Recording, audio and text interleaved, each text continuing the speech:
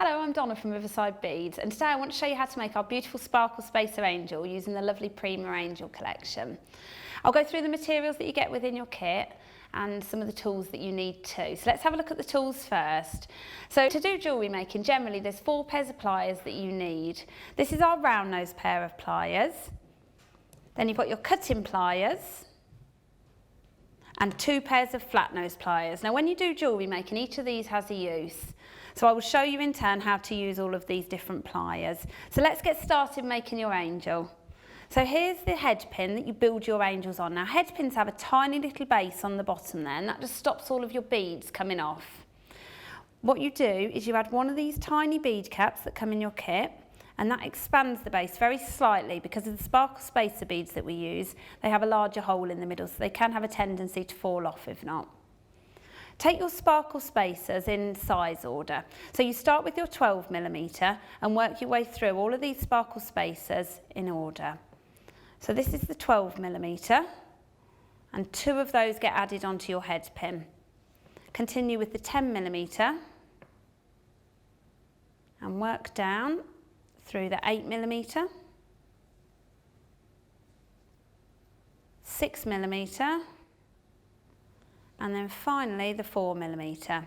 Now when these all sit together, they cluster to form the skirt of the angel. So they knit together and then form the skirt of the angel. So it looks like a little beaded skirt on her, but they're so simple to form together. Take the wing, thread that onto your head pin. Continue with the stardust bead, which will be the head of your angel. And then finally you get an extra 6mm sparkle spacer beads in there as well, and these are for the halos. So keep those separate when you're sorting out all of your beads, because you'll need those to pop on for the halo. And that formed together makes a lovely simple angel to begin your jewellery making journey. To turn the loop on the angel so you can secure it onto your back charm, this is where you need to work with your pliers. So the first pair you're going to work with is your cutting pliers, and you cut the head pin around 1 centimetre above the top of the halo there. So you take that and then you cut it. Now when you cut, always point down. You need to point down because it does tend to have a habit of flying off. So if you point it into the mat, it'll just stop it flying off everywhere. So that's the only time we need to use your cutting pliers. Then we take your round nose pliers, and you'll see that I'm holding the angel, supporting it with my fingers and my thumb. It just stops it moving around everywhere where you're trying to turn these loops.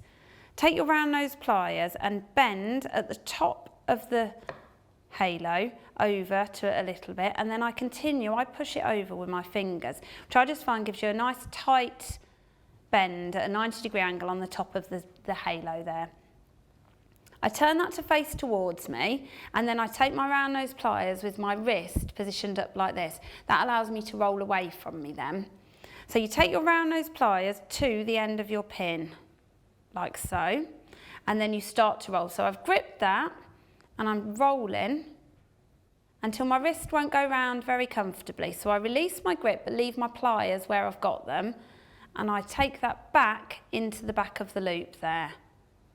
And then I continue to do that and secure it in place. Now if it just needs adjusting at that stage like this one does, just take your pliers and nip that in place until it's nice and tight there. What we're looking for with head pin loops is that your beads are not going to fall off of them. If they fall off, it won't hold it in place. So as long as we can get that nice and secure and closed there, you'll find your bead won't go anywhere and it won't fall off on you. So there is our beautiful little angel created with our head pin loop turned on the top there. So the next stage is to add that onto a bag charm. So this is where our 2 pairs of flat nose pliers come in.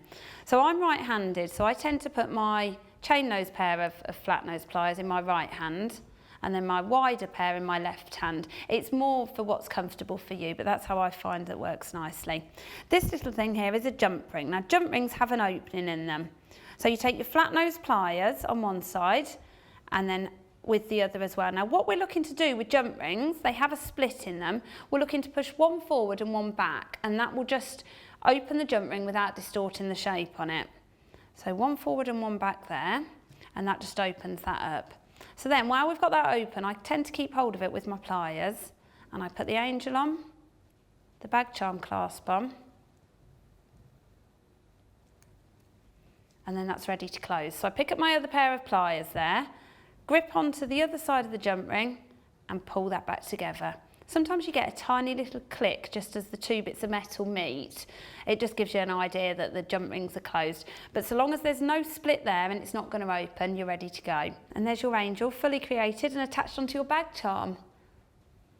I hope you enjoy creating your angels and see how easy it is to start your jewellery making journey. Happy beading!